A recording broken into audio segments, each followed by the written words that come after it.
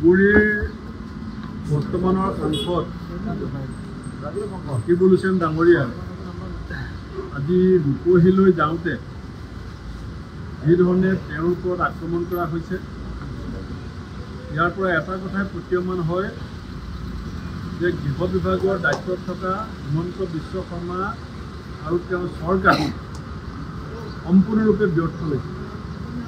এগৰাকী নিৰ্বাচিত জনপ্ৰতিনিধি যদি এই ধৰণে ৰাস্তাত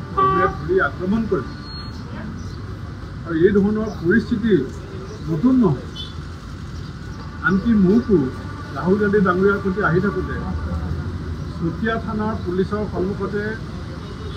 বিজেপিৰ গুণ্ডাই মোক আক্ৰমণ কৰিছিলে, কেছ দিয়া হ'ল, আজিলৈকে তাৰ কোনো বিচাৰ নহ'ল। চামগুৰি সমষ্টি উপ নিৰ্বাচনৰ সময়তো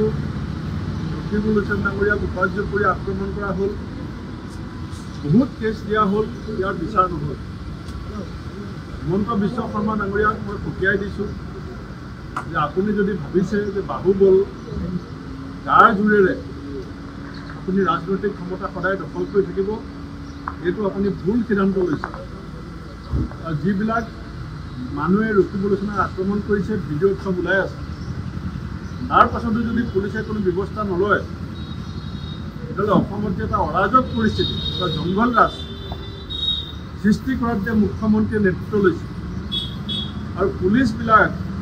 গোটেই পুলিচ বিভাগটোত যে বিজেপিৰ হাতিয়াৰলৈ পৰ্যবেক্ষিত হৈছে,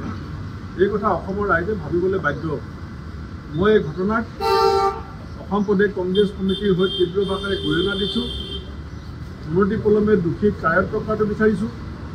আৰু ৰাকিবুল হুছেইন ডাঙৰীয়াৰ জীৱনৰ প্ৰতি যিটো ভাবুকি আহিছে, তেওঁৰ জীৱনৰ নিৰাপত্তা সুনিশ্চিত কৰাটো মুখ্যমন্ত্ৰীৰ নৈতিক দায়িত্ব আৰু সেই দায়িত্ব তেওঁ পালন কৰাত যদি ব্যৰ্থ হয়, আমি পৰৱৰ্তী পদক্ষেপ ল'বলৈ বাধ্য হ'ম।